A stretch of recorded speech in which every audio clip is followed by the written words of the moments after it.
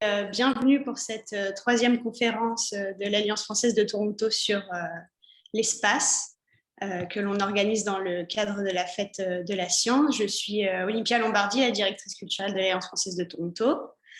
Donc pour cette troisième conférence sur l'espace, nous sommes ravis d'accueillir aujourd'hui le physicien et docteur en philosophie des sciences Étienne Klein. Cette conférence sera enregistrée et elle sera en replay ensuite sur la page YouTube de l'Alliance française de Toronto. Donc après la conférence de Monsieur Klein, il y aura un temps d'échange de 15 minutes de questions-réponses où vous pourrez poser toutes vos questions. Vous pourrez bien évidemment le faire à travers le chat ou en activant votre caméra et votre micro.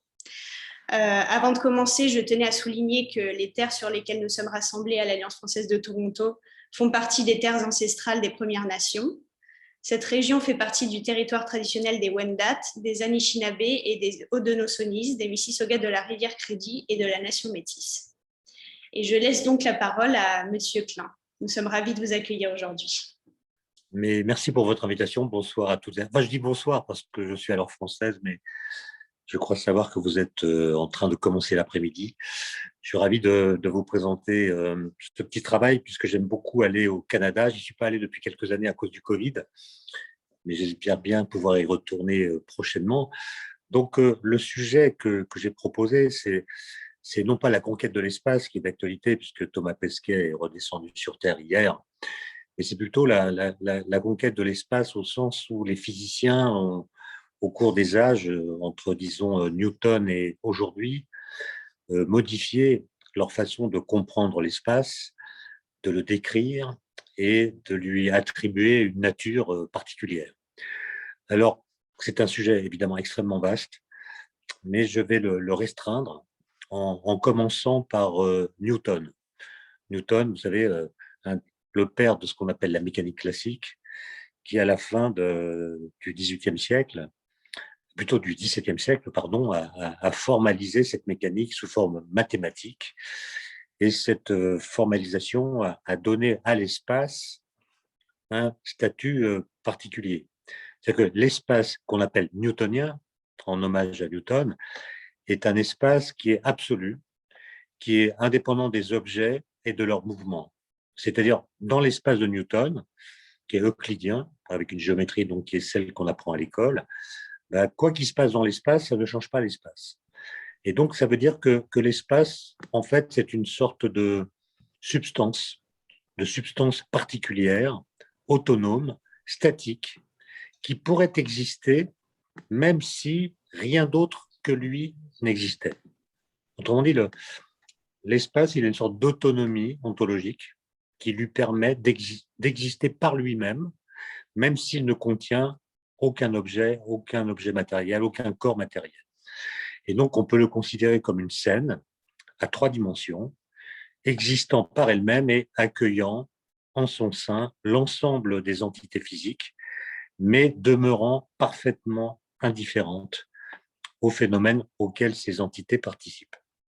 C'est la notion importante. Quoi qu'il se passe dans l'espace, pour Newton, ça ne modifie pas ni la nature, ni les propriétés de l'espace. Il écrit par exemple, je le cite, dans les principes mathématiques de la philosophie naturelle, les principia, comme on les appelle, il écrit « L'espace absolu, sans relation aux choses externes, demeure toujours similaire à lui-même et immobile. » Fin de citation. Les corps peuvent donc s'y déplacer sans l'altérer d'aucune façon. Et cette conception qu'on appelle substantielle de l'espace postule en définitive qu'il y a dans l'univers 2 types d'entités indépendantes. Il y a d'une part les objets physiques, d'autre part l'espace. Si on retire tous les objets physiques, il demeure l'espace laissé à lui-même, c'est-à-dire l'espace vide au sens de totalement évidé. Alors, comme vous le savez, au XXe siècle, il y a eu plusieurs révolutions en physique, dont l'une qui concerne le monde de l'infiniment petit, c'est-à-dire le monde des particules élémentaires. Est apparue dans les années 1920 une nouvelle physique, dont les équations étaient complètement nouvelles, qu'on appelle la physique quantique, et qui donc concerne les phénomènes qui se déroulent dans le domaine de l'infiniment petit. Et bien, cette physique quantique, et je m'intéresse là qu'à la question de l'espace, elle met en scène une conception substantialiste de l'espace, comme la mécanique de Newton.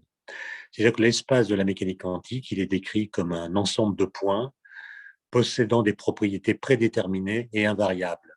Par exemple, la distance d'un point à n'importe quel autre point est définie, est bien définie en toutes circonstances, quoi qu'il se passe et sans qu'il y ait besoin de prendre en compte le contenu matériel de l'univers. Donc, on pourrait dire que du point de vue de l'espace, la physique quantique n'est pas une révolution. Elle reprend l'espace newtonien en changeant simplement la façon de décrire physiquement les phénomènes qui se déroulent dans cet espace. Mais comme vous le savez certainement, il y a eu en 1905 une autre révolution produite par Einstein qui a publié ce qu'on appellera plus tard la théorie de la relativité restreinte, qui, elle, considère que le bon cadre pour décrire la dynamique, ce n'est pas l'espace et le temps séparés, c'est ce qu'il a appelé l'espace-temps. Il a mis un tiret entre l'espace et le temps pour montrer qu'ils étaient en quelque sorte inséparables. Et cet espace-temps, celui de la physique de la théorie de la relativité restreinte, il est considéré comme donné a priori. Il constitue la base primitive de l'univers, son fond, dont la structure demeure indépendante des événements qui s'y produisent, un peu comme l'espace en physique newtonienne. Et donc, dans toutes ces théories, donc la mécanique classique, la théorie de la relativité restreinte, la mécanique quantique qu'on appelle non relativiste, eh bien, le contenant des événements, qu'il s'agisse de l'espace ou de l'espace-temps, reste de marbre. Il ne réagit jamais à ce qu'il advient de son contenu, c'est-à-dire il ne réagit pas aux phénomènes affectant les objets de quelque nature qu'ils soient. Ce sont donc des espaces ou des espaces-temps qui sont substantiels et complètement indépendants des phénomènes qu'ils accueillent. Mais ça va changer de façon radicale en 1915, quand Albert Einstein le même va publier une nouvelle théorie de la gravitation qu'on appelle la relativité générale. Et ce que je voudrais vous raconter aujourd'hui, c'est comment cette idée, sans vous donner les détails mathématiques qui sont assez difficiles, mais les idées qui ont prévalu à la naissance de cette théorie sont assez simples à raconter et à comprendre, et c'est ce que je me propose de faire dans la demi-heure qui vient. Alors la première étape, c'est Galilée. Galilée, en 1604, il énonce la première loi de la physique moderne, qu'on appelle la loi de la chute des corps, et qui est une loi assez étonnante parce qu'elle dit que dans le vide, tous les corps, quelle que soit leur masse, tomberaient à la même vitesse. Et Galilée énonce cette loi à une époque, donc tout début du XVIIe siècle, où la plupart des savants pensent que le vide n'existe pas, à cause de la célèbre phrase d'Aristote qui dit que la nature a horreur du vide. Donc, si la nature a horreur du vide, le vide ne peut pas exister. Donc, c'est une époque où la plupart des savants pensent que le vide n'existe pas. Ils le croient même de façon ferme. Mais Galilée se dit, peu importe que le vide existe ou pas, mais si le vide existait, alors dans le vide, les lois de la physique, notamment du mouvement, se montreraient, se verraient de façon plus simple. Et donc, si on connaissait les lois du mouvement, pardon? Excusez-moi de vous interrompre. Il y a une personne qui demande si vous pouviez parler un tout petit peu moins vite. Ah, d'accord. Ouais, je vais parler moins vite. D'accord. Merci beaucoup. Ben, vous me direz si ça va bien. J'ai beaucoup de choses à dire, c'est pour ça, Parce qu'on a du public aussi qui est un peu apprenant. D'accord, d'accord. Alors, je vais parler lentement. Alors, Merci beaucoup. Galilée, donc en 1604, comprend que dans le vide, en supposant qu'on puisse le réaliser, si on laissait tomber des corps de masses différentes, par exemple une grosse pierre et une petite pierre en même temps, elles tomberaient exactement à la même vitesse. Et ça, c'est contraire à l'observation. Parce que quand vous faites tomber des objets de masse différente du haut d'un immeuble, là où vous êtes au Canada, ben vous verrez que l'objet le plus lourd touche le sol avant l'objet le plus léger. Donc, quand on fait des observations, on a l'impression que les corps les plus lourds tombent plus vite que les corps les plus légers. Mais Galilée dit non, non, c'est pas vrai. Ils tombent à la même vitesse. Et en fait, si vous les voyez tomber à des vitesses différentes, c'est non pas à cause de la gravitation qui les fait tous tomber de la même façon, c'est à cause d'autres forces, la résistance de l'air, la poussée d'Archimède, qui sont, elles, liées au fait qu'il y a une atmosphère de l'air qui oppose une résistance au mouvement. Mais si cet air n'existait pas, autrement dit, si on était dans le vide, eh bien, on verrait les corps tomber à la même vitesse. Évidemment, bien après, l'expérience a pu être faite et on a vérifié qu'en effet, tous les corps tombent à la même vitesse, quelle que soit leur masse, lorsqu'ils tombent en chute libre, c'est-à-dire dans le vide. Ensuite, je vais sauter 3 siècles et atterrir en 1907, donc exactement 3 siècles plus tard. 1907, c'est 2 ans après 1905, qu'on appelle l'année miraculeuse de la physique. Alors pourquoi? Parce que cette année-là, Albert Einstein, qui a 26 ans à l'époque, publie 5 articles différents sur 5 sujets différents de la physique, et dans chacun d'eux, il apporte une contribution qui se révèle révolutionnaire.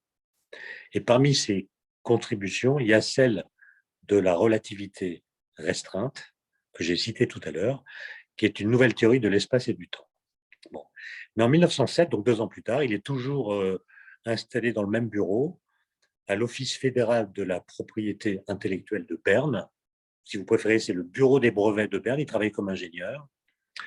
Et un jour, il revient de déjeuner, et c'est un jour du mois de novembre 1907, il revient de déjeuner et il fait une petite sieste semi-éveillée. Euh, et au cours de cette sieste semi-éveillée, il dira plus tard qu'il a eu l'idée la plus heureuse de sa vie. Alors, quelle est cette idée?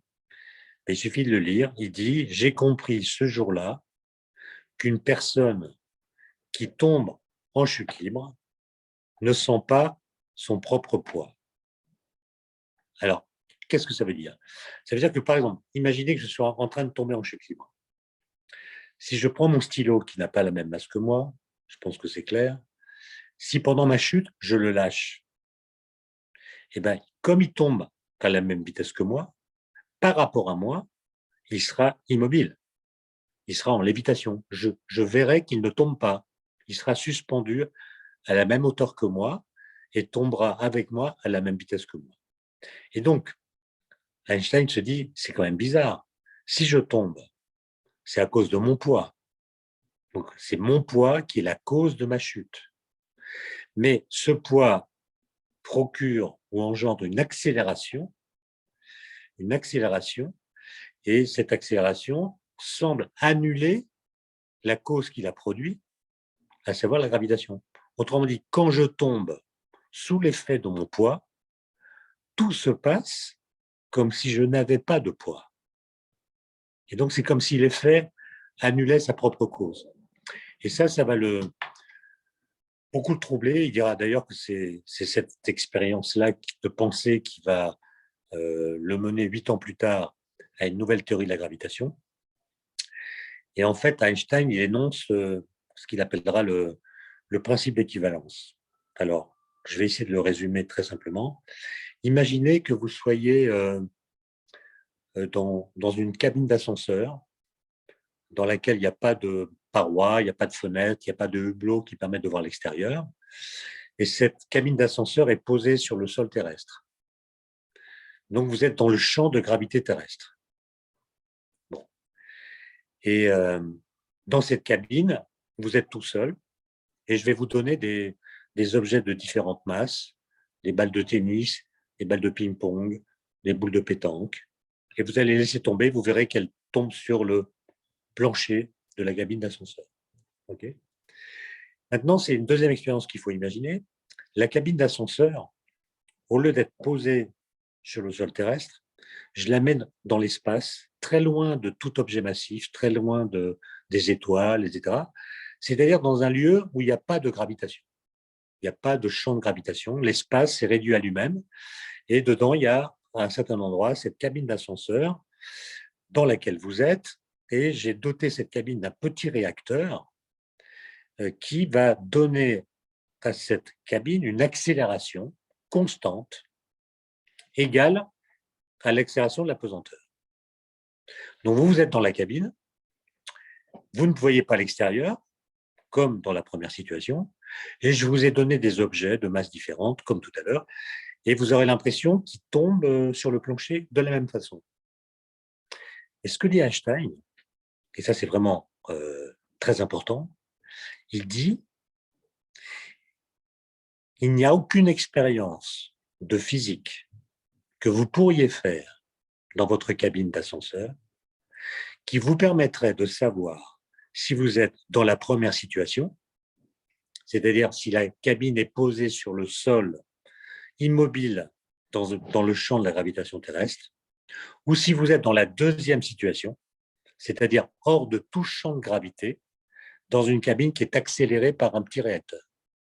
Les deux situations sont physiquement équivalentes, et c'est pour ça qu'il parle de principe d'équivalence, c'est-à-dire que la gravitation terrestre peut être mimée par une accélération constante dans un espace où il n'y a pas de gravitation. Donc ça le fait réfléchir, évidemment. Quelques années plus tard, en 1909, Einstein, ou en 1911 plutôt, pardonnez-moi, il a son premier poste universitaire. Ça n'est ni en Suisse ni en Allemagne, c'est en Tchécoslovaquie. Et donc, il va à Prague. Il va passer 16 mois à Prague pour enseigner à l'Institut de physique allemande. Et il habite un immeuble dans lequel, très moderne, dans lequel l'éclairage est électrique, ce qui est assez révolutionnaire pour l'époque. Et surtout, il y a un ascenseur électrique dans cet immeuble qu'il emprunte tous les jours. Il habite au 5e étage. Et il va faire une expérience de pensée, comme on dit, c'est-à-dire il va imaginer qu'il est dans la deuxième situation que j'ai évoquée. C'est-à-dire, il est dans la cabine d'ascenseur, dans un espace où il n'y a pas de gravitation, et la cabine est poussée par un réacteur qui lui donne une accélération constante. Et Einstein, qui est dans la cabine, imagine que par un trou percé dans la paroi de l'ascenseur va entrer un rayon lumineux parallèlement au plancher. Donc, il y a de la lumière qui rentre. Elle va traverser la cabine, évidemment. Et comme la vitesse de la lumière n'est pas infinie, eh bien, le temps que la lumière va prendre pour traverser la cabine n'est pas nul.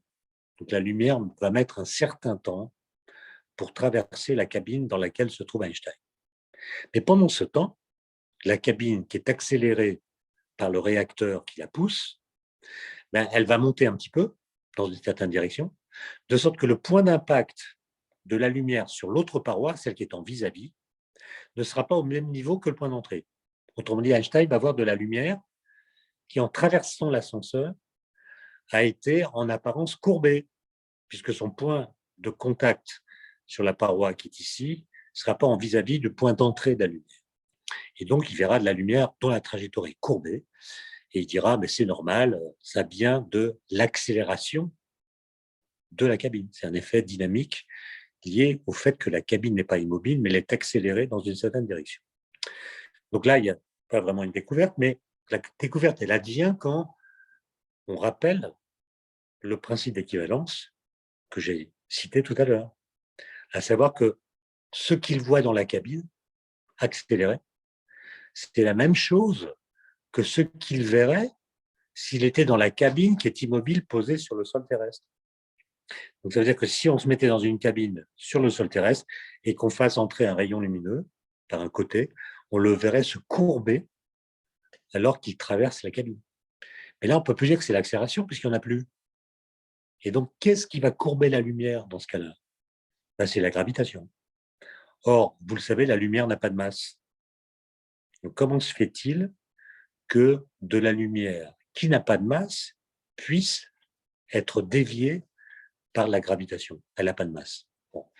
Et donc, Einstein comprend que ce qu'il a compris de la chute des corps, qu'il a conduit au principe d'équivalence, implique qu'il faille imaginer que la gravitation agit sur les corps physiques, même si ces corps ont une masse non nulle.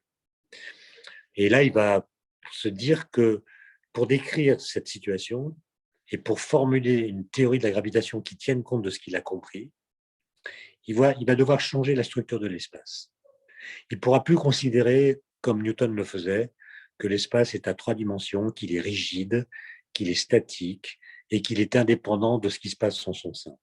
Donc, il va démissionner de son poste à Prague pour retourner à Zurich, en Suisse, où habite un de ses amis qui était étudiant avec lui au Polytechnicum de Zurich dans ses années d'études d'ingénieur et qui, lui, était très compétent dans ce qu'on appelle les géométries non euclidiennes. Il y a des géométries dans lesquelles l'espace est déformé. Et il va collaborer avec lui et, avec son aide, aboutir à la formulation d'une nouvelle théorie de la gravitation, qui est la théorie de la relativité générale dont je vous ai parlé. Alors, en fait, Einstein va comprendre que, en réalité, la gravitation, ça n'est pas une force qui s'exerce au travers de l'espace. C'est en fait une déformation de la structure même de l'espace et de sa géométrie. Alors, pour le comprendre, il faut que je vous donne un indice supplémentaire. Je pense que vous avez appris au collège, au lycée, je ne sais pas comment on dit au Canada, mais vous avez appris un des 3 principes fondamentaux de la mécanique de Newton, qui s'appelle le principe d'inertie. Alors, qu'est-ce que dit le principe d'inertie? Il dit quelque chose d'assez étonnant. Il dit qu'un corps physique, qui n'est soumis à aucune force, a un mouvement rectiligne et uniforme. C'est-à-dire que ce corps, s'il est soumis à aucune force, va se déplacer en ligne droite à vitesse constante. Bon. Alors ça, ce n'est pas du tout ce que nous montre l'expérience quotidienne. Quand vous faites du vélo, vous remarquez que si vous cessez de pédaler, arrive toujours un moment où votre vélo s'arrête. Donc l'expérience quotidienne nous montre que quand la force s'annule, le mouvement finit par s'annuler lui aussi. Et ce que dit Galilée, c'est non. C'est lui qui a énoncé le principe d'inertie. Il dit non, si vous annulez la force, le mouvement continue indéfiniment. C'est ce qu'on appelle le principe d'inertie, qui, un peu comme la chute des corps que j'évoquais tout à l'heure, oblige à changer notre compréhension des phénomènes. Si notre vélo finit par s'arrêter, c'est parce que quand vous cessez de pédaler, il y a quand même d'autres forces qui continuent à agir sur lui, notamment la résistance de l'air, et c'est cette résistance qui fait que le vélo s'arrête. Bon. Et ce que se dit Einstein, c'est que finalement, personne n'a jamais vu de mouvement inertiel. Tous les mouvements qu'on observe, ils finissent par s'amortir, ou bien ils sont pas en ligne droite, ils sont curvilignes. Donc, le mouvement idéal que met en avant le principe d'inertie est un mouvement qu'on ne peut pas observer. Et donc, il se dit, quel est le statut du principe d'inertie? Est-ce que c'est un principe métaphysique? Puisque, où qu'on aille dans l'univers, il y a de la gravitation. Donc, où qu'on soit, les corps subissent la gravitation. Donc, on ne peut pas dire d'eux qu'ils ne subissent aucune force, comme l'énonce le principe d'inertie. Autrement dit, il n'y a aucun corps dans l'univers qui subisse directement le principe d'inertie. Et donc Einstein se dit, soit on construit de la physique sur du sable, c'est son expression, c'est-à-dire sur un principe qu'on considère comme vrai, même si on ne peut l'observer tel quel en aucun endroit de l'univers, ou bien, dit-il, c'est là qu'il est génial, il dit, ou bien on démontre que la gravitation n'est pas une force. C'est-à-dire que la gravitation, elle est une déformation de la géométrie de l'espace-temps Et du coup, les corps qui subissent la gravitation évoluent dans un espace-temps déformé sans subir eux-mêmes de force. Par exemple, prenons le cas que nous connaissons tous de la Terre qui tourne autour du Soleil. La Terre est attirée par le Soleil, c'est ce que nous dit Newton, et c'est cette force d'attraction qui fait que la trajectoire de la Terre plutôt est une ellipse dont le Soleil occupe un des foyers. Eh bien, ce que nous dit Einstein, à partir de la théorie qu'il a ainsi formalisée, c'est qu'en réalité, la Terre ne subit aucune force. Donc, elle a un mouvement inertiel. Donc, elle va en ligne droite. Elle va en ligne droite dans l'espace. Or, ce n'est pas ce que nous voyons. Nous voyons qu'elle a une trajectoire, elle orbite, disons, autour de la Terre selon une trajectoire elliptique. Alors, comment comprendre cela? Einstein dit c'est très simple. Le Soleil, qui est très massif, déforme la géométrie de l'espace-temps dans son voisinage. Donc, l'espace-temps est courbé.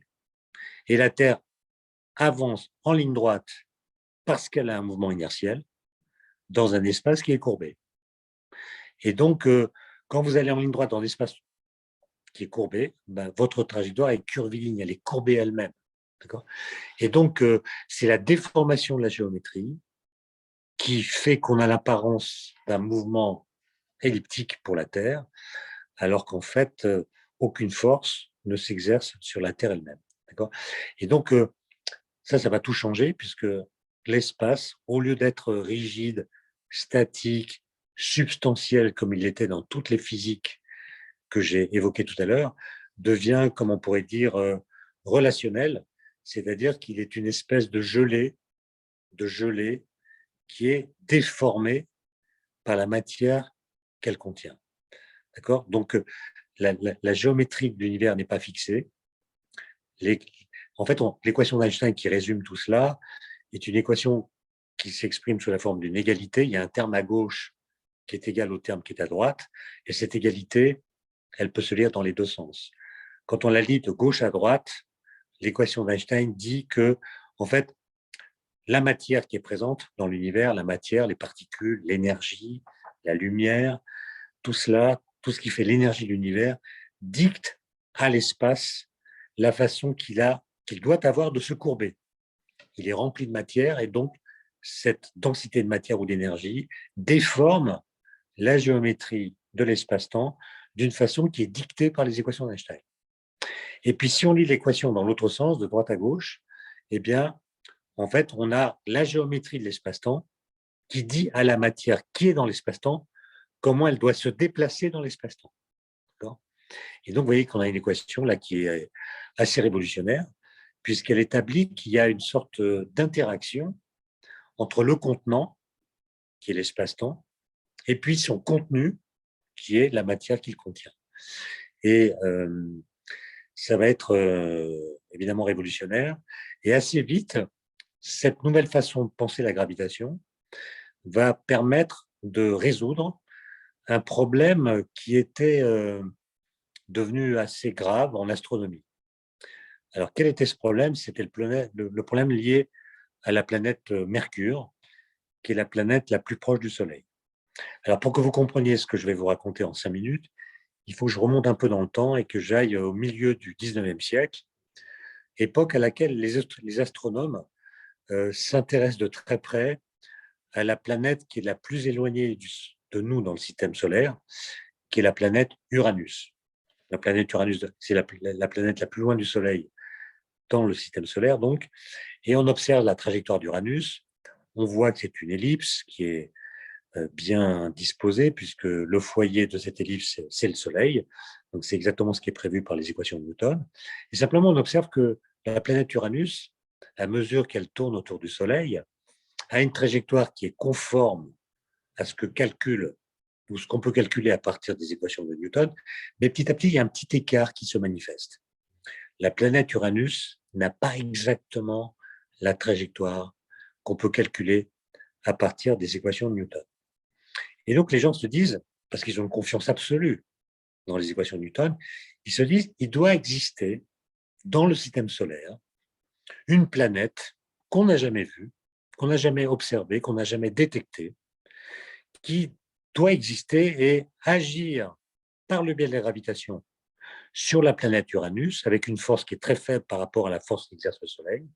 Et cette planète inconnue, non observée, expliquerait par sa seule présence et l'effet gravitationnel qu'elle induit, le petit écart que nous observons sur la trajectoire d'Uranus par rapport au calcul. Donc, il y a des astronomes qui font des calculs, Le Verrier, Arago à Paris, un autre fait des calculs en Angleterre, et ces calculs disent quelle doit être la position et la trajectoire de cette planète inconnue.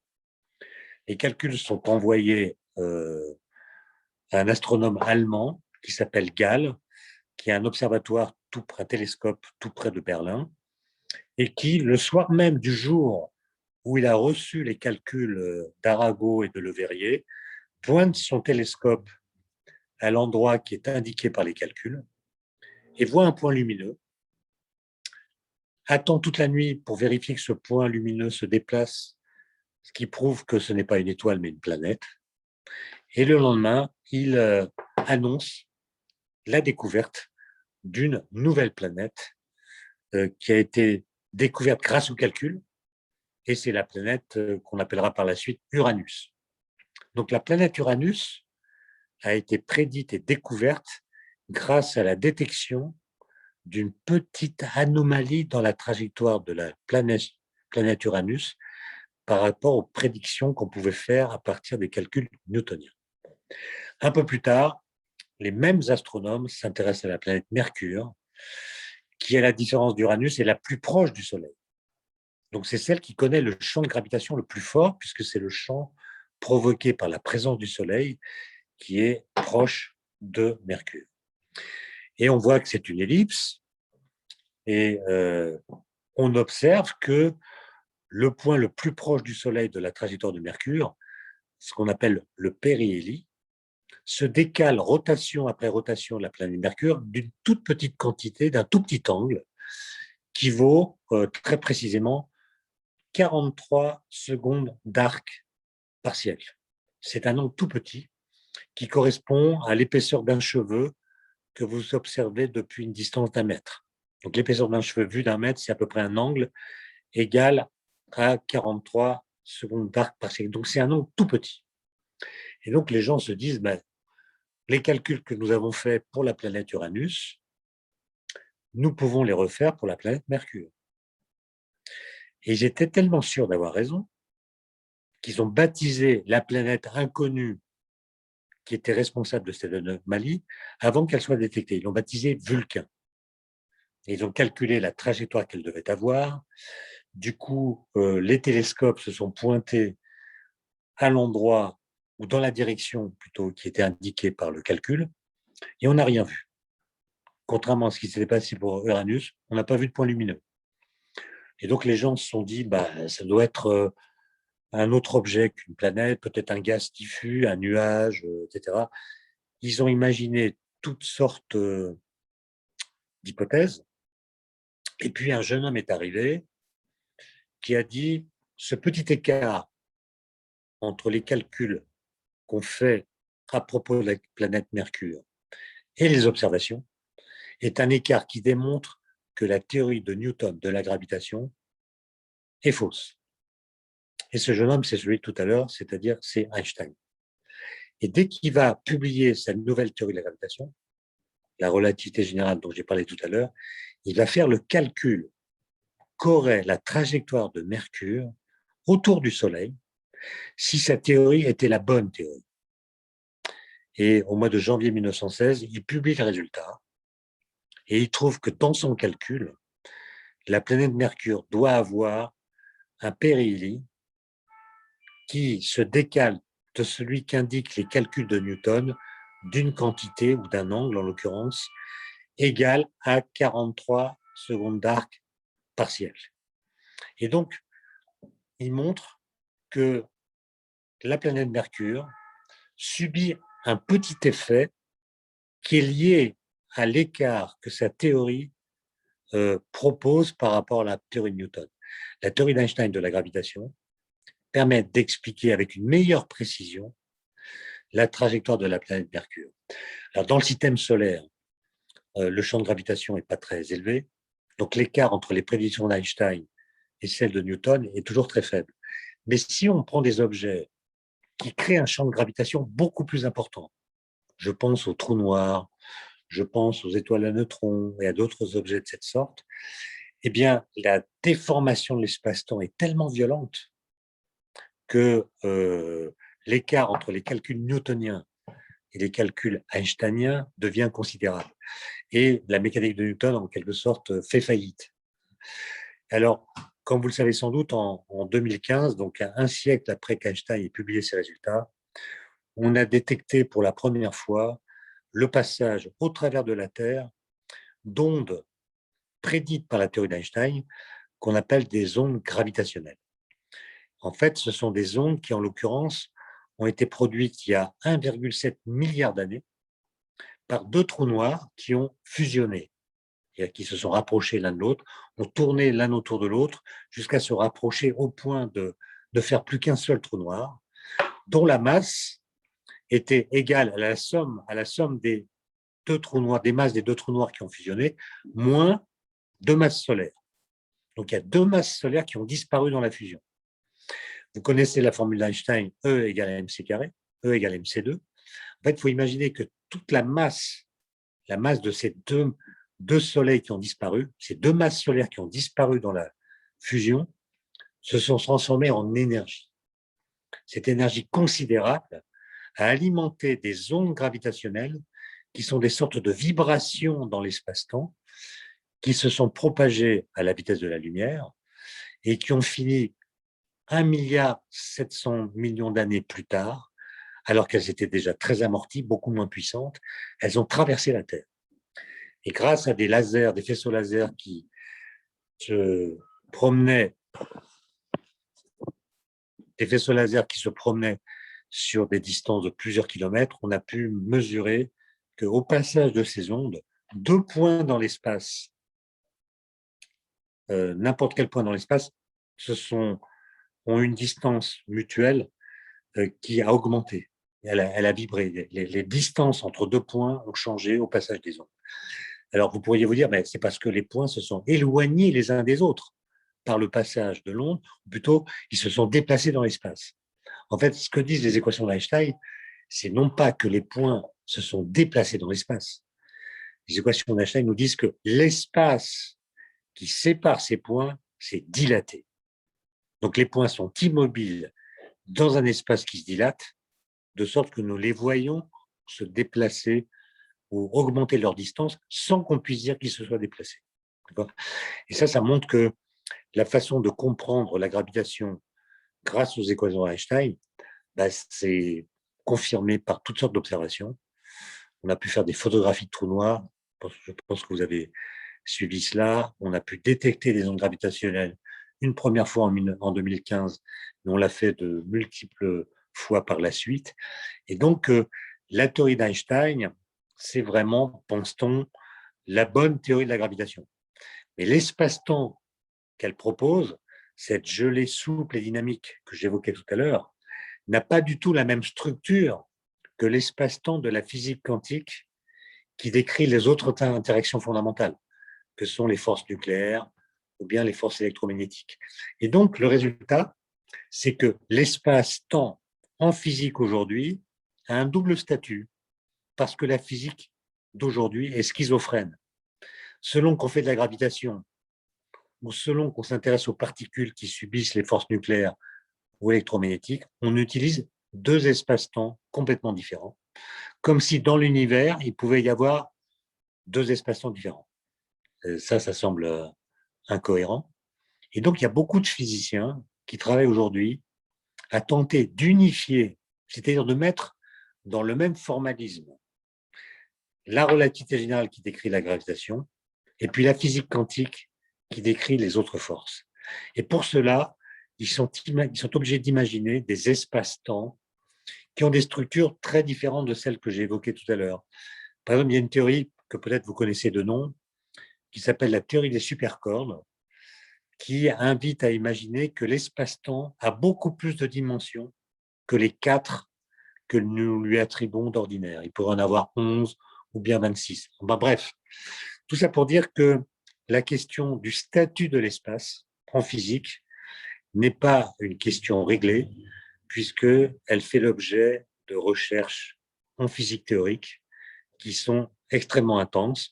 Je ne vais pas en dire plus parce que je ne veux pas vous assommer de concepts difficiles, mais évidemment, je suis prêt à répondre à vos questions s'il y en a sur ce point. Je vous remercie pour votre attention. Je regrette simplement de ne pas pouvoir vous voir, parce que si je vous voyais, je pourrais savoir si vous avez compris ou pas. Merci beaucoup, Monsieur Klein. On a une question qui a été posée. C'est Roman qui nous a posé cette question. J'ai entendu dire qu'il y a une expérience qui a été faite au CERN pour tester les antiparticules antigravité. Mais si la gravité est due à la courbure de l'espace, alors les antiparticules gravitent sûrement tout comme les particules. Oui, c'est une expérience qui se réalise en effet au CERN, qui n'a pas encore conclu. Hein.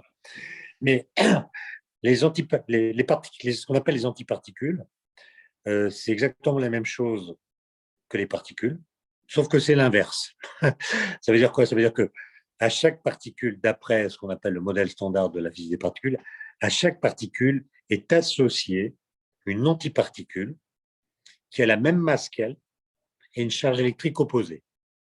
Par exemple, l'antiparticule de l'électron, qu'on appelle le positron, a la même masse que l'électron, mais a une charge électrique positive, puisque l'électron a une charge électrique négative. Et la masse dont on parle là, c'est ce qu'on appelle la masse inertielle. C'est la masse qui fait qu'on a du mal à changer le mouvement d'un corps. Par exemple, changer la place d'une grosse armoire chez vous, ça demande plus de force que de changer la position d'un stylo. Donc, ce qu'on appelle la masse inertielle, c'est la masse qui mesure la résistance au mouvement des corps. Bon. Mais il y a une autre masse en physique, qui est la masse gravitationnelle ou la masse grave, qui est la masse qui relie un corps à son poids. Bon. On a toutes les raisons de penser que la masse inertielle et la masse gravitationnelle, c'est la même chose. Elles ont la même valeur, elles sont même identiques l'une à l'autre. D'une certaine façon, c'est ce que raconte le principe d'équivalence que j'énonçais tout à l'heure. Mais il y a des physiciens, peu nombreux, mais qui sont très convaincants, qui pensent que la masse grave des antiparticules est négative, comme l'est la charge électrique qui est l'opposé de la charge des particules correspondantes. Et donc, ces gens disent les antiparticules doivent antigraviter. Donc, par exemple, si vous prenez côte à côte un électron immobile, un positron son antiparticule immobile, vous les mettez dans un champ de gravitation, par exemple le champ de gravité terrestre, vous les lâchez. La plupart des physiciens vont vous dire qu'ils vont tomber en même temps à la même vitesse.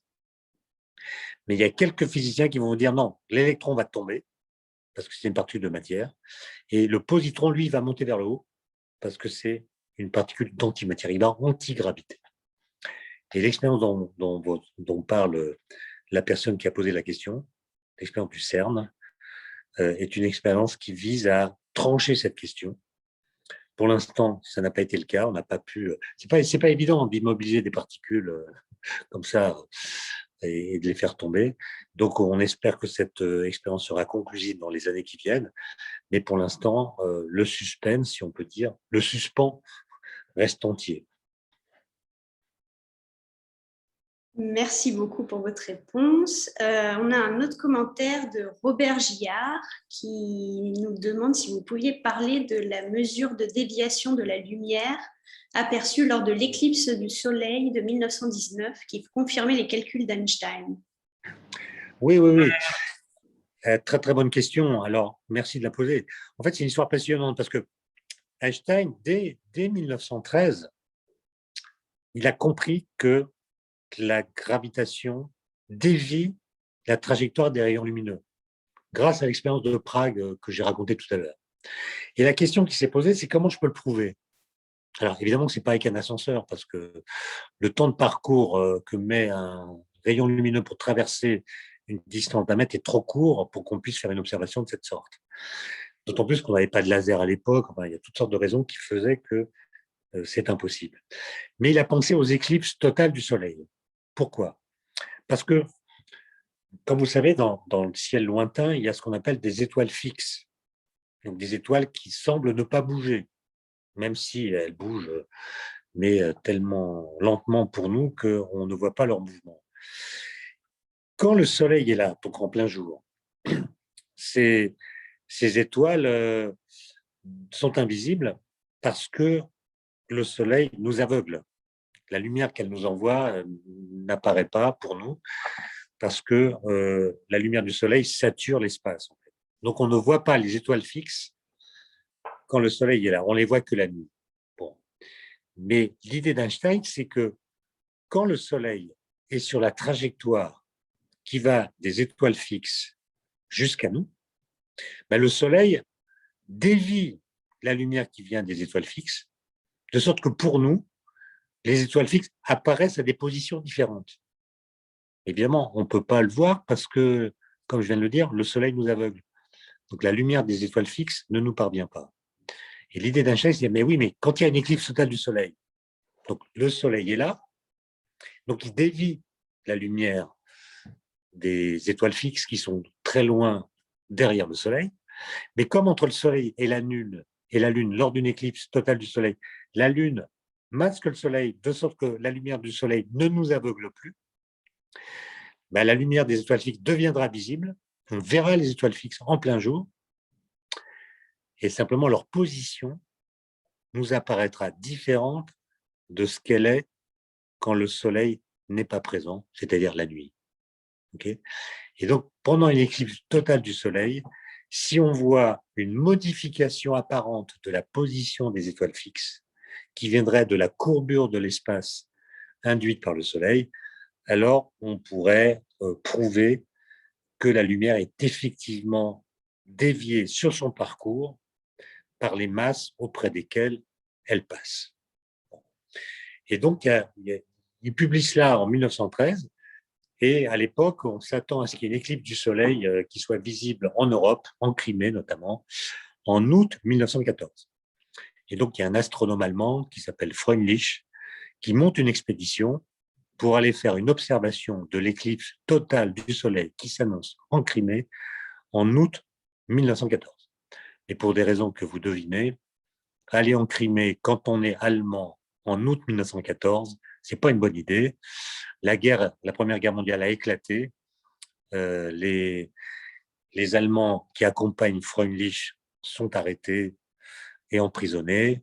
L'observation ne peut pas être faite.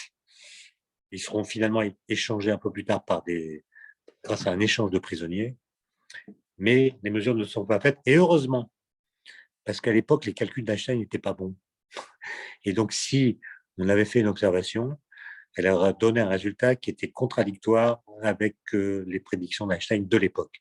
Mais en 1915, il a des nouvelles équations qui sont les bonnes et il va faire des calculs qui ne pourront pas être vérifiés parce que c'est la Première Guerre mondiale et les gens ont autre chose à faire que de faire des mesures d'éclipses d'astronomie pendant les éclipses. Mais en 1919, un astronome britannique qui s'appelle Eddington, qui est un pacifiste, il est contre la guerre, et lui qui est anglais veut montrer qu'un physicien allemand, Einstein, a raison contre un physicien anglais, Newton. Il veut montrer que la science permet de transcender les nationalismes. Et il va monter 2 expéditions dans l'hémisphère sud où l'éclipse peut se voir et les résultats vont être spectaculaires, même s'il y a eu de la chance parce qu'il y avait beaucoup de nuages et les mesures ont été difficiles à faire. Mais il a montré que la déviation de la lumière observée lors de l'éclipse était conforme aux prédictions d'Einstein. Il va envoyer un télégramme à Einstein qui va fêter la nouvelle en s'achetant un nouveau violon, un violon tout neuf. Et cette information va faire la une des journaux dans le monde entier. J'ai chez moi, je ne peux pas vous les montrer parce que c'est un peu difficile à déplacer, mais j'ai des couvertures de magazines, des reproductions de magazines, de journaux de cette époque-là, tout le monde parle d'Einstein et c'est là qu'il va devenir une personnalité mondiale. Et la théorie de la relativité générale, qui est une nouvelle façon de penser les liens entre l'espace, le temps et les matières et l'énergie, va fasciner les populations parce que la guerre vient de se terminer et on a besoin de nouveautés, on a besoin de révolution, on a besoin de nouveautés scientifiques qui permettent de garantir que la suite de l'histoire ne sera pas la répétition de l'histoire d'avant qui a mené à la guerre. Et il y aura donc une sorte d'appétit très, très grand pour les idées nouvelles, et en l'occurrence, ces idées qui vont changer notre façon de comprendre l'espace, le temps, et puis aussi de comprendre la cosmologie, puisque la théorie d'Einstein va permettre de considérer l'univers non pas seulement comme l'enveloppe qui contient tous les objets physiques, mais comme un objet physique à part entière. L'univers devient un objet physique qu'on peut comprendre avec ses propriétés propres, si j'ose dire, notamment la courbure de l'espace-temps, la courbure généralisée de l'espace-temps, c'est une propriété de l'univers et non pas une propriété des choses qui sont dans l'univers. Donc l'éclipse dont parle la personne qui m'a interrogé là a joué en effet historiquement un rôle absolument décisif. On pourrait même dire qu'elle a coupé l'histoire en deux. Il y a eu un avant et il y a eu un après. Merci beaucoup pour cette longue réponse. Longue. Nous avons une autre question de roman. Lorsqu'une onde gravitationnelle traverse le détecteur LIGO, les roches et les atomes dans la roche deviennent-ils de plus en plus gros? Oui, enfin, ils, ils deviennent plus gros, mais sans que ça veuille dire qu'ils se soient déplacés dans l'espace. En fait, ils sont immobiles dans l'espace, mais c'est l'espace qui sépare les atomes qui les constituent, qui momentanément, ça dure quelques millisecondes, augmente. Donc c'est un peu comme quand, imaginez, vous prenez un ballon, une baudruche dans laquelle vous soufflez. Avant de souffler dans la baudruche, vous avez marqué avec un stylo des points sur la surface de la baudruche, vous gonflez, et vous allez voir que la distance entre les points, à mesure que vous gonflez, augmente. Mais ça ne veut pas dire que les points se sont déplacés sur la surface. C'est simplement les distances qui séparent les points qui ont été dilatées par le fait que le volume du ballon augmente à mesure que vous soufflez. C'est la même chose qui se passe. Les points ont l'air de se déplacer dans l'espace. Les atomes, par exemple, des roches dont vous parlez, les atomes ont l'air de se déplacer dans l'espace, mais en fait, non. Ils sont restés immobiles dans un espace qui s'est dilaté du fait du passage des ondes gravitationnelles qui ont traversé la roche. Alors, nous avons une question d'Alain Hachelman. Les découvertes montrent que l'univers est en expansion depuis le Big Bang. Peut-on prévoir ce qu'il y avait avant et ce qui va se passer dans le futur? Oui, et je m'attends à ce que vous vouliez une réponse courte. Non, non, des réponses complètes. Donc, en effet, on a découvert dans les années 30 que l'univers est en expansion, l'univers observable est en expansion, c'est-à-dire que les distances entre les galaxies augmentent, un peu comme au passage d'une onde gravitationnelle pour l'exemple qu'on a pris à l'instant. Les galaxies ont des distances qui augmentent, non pas parce qu'elles se déplacent dans l'espace, mais parce que l'espace qui les sépare se dilate. C'est la même explication que tout à l'heure. Et ce qu'on sait depuis une vingtaine d'années, c'est que non seulement l'univers est en expansion, mais l'expansion de l'univers s'accélère, sous l'effet d'une composante de nature inconnue qu'on appelle l'énergie noire. Et l'énergie noire serait en quelque sorte le moteur de l'accélération de l'expansion de l'univers. Et donc, la question est, qu'est-ce qui va se passer dans la suite? S'il y a effectivement une énergie noire qui vient accélérer l'expansion de l'univers, à terme, l'univers va se refroidir, l'espace-temps va se dilater et on va se finir dans une sorte de mort thermique, c'est-à-dire que on aura de l'espace-temps et puis de la lumière infrarouge qui résultera de l'évaporation des trous noirs et de tout ça. Mais il y a aussi des gens qui disent peut-être que l'énergie noire n'existe pas et qu'il faudrait changer les équations d'Einstein pour pouvoir comprendre les observations que nous faisons sans avoir à invoquer une matière noire ou une énergie noire supplémentaire. Et donc, voilà, on est à la croisée des chemins. Est-ce qu'il y a une énergie noire dont il faut découvrir la nature, ou est-ce que c'est les équations qui disent qu'il y en a une qu'il faut reprendre, corriger pour ne plus avoir besoin d'invoquer une telle entité? Et ben, la suite de l'histoire nous le dira peut-être. Mais moi, je ne la connais pas, la réponse. Merci beaucoup. Et on a deux questions que je vais regrouper en une seule.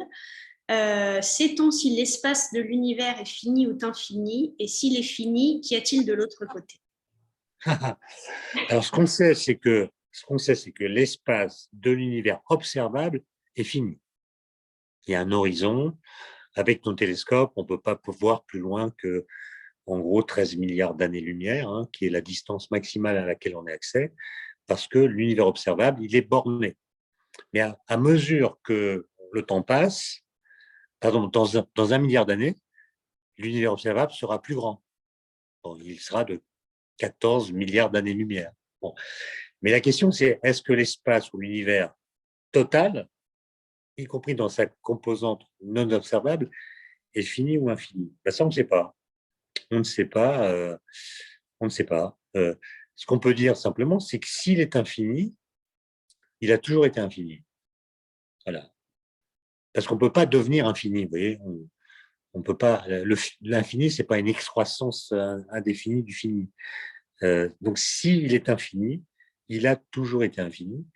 Et il faut imaginer, s'il est infini, que le Big Bang s'est passé en tous les points de cet univers infini. Il y a eu plein de Big Bang, en fait, à tous les points de l'univers infini. Et donc, c'est une question ouverte, elle aussi. Et pour vous dire ce que je pense, c'est que je ne suis pas sûr qu'on saura un jour répondre à cette question. Prouver que l'univers est infini, c'est extrêmement délicat. Et si vous posez la question de la personne qui m'interroge, s'il est fini, qu'est-ce qu'il y a de l'autre côté? Là, en fait, dans une géométrie courbée, vous pouvez avoir un univers fini, en volume, qui n'a pas d'extérieur. D'accord? Donc, il ne faut pas penser dans un cadre euclidien, comme on le fait tous, en disant bah, il y a un univers fini, donc il y a un extérieur. Non, dans les topologies correspondant à des géométries non euclidiennes, il n'y a pas d'extérieur. Donc, la question devient une sorte de faux problème, même si pour notre esprit, elle est dérangeante. Merci beaucoup. N'hésitez pas si vous avez d'autres questions. On peut peut-être attendre une petite minute, mais je pense que c'est bon. Merci beaucoup. Est-ce que j'ai rempli le cahier des charges? Vous avez rempli le cahier des charges. C'était très intéressant. Merci beaucoup. Très complexe. Mais très complexe. Un petit peu. Bon, mais j'ai appris beaucoup de choses. En tout cas, voilà, merci beaucoup pour cette conférence.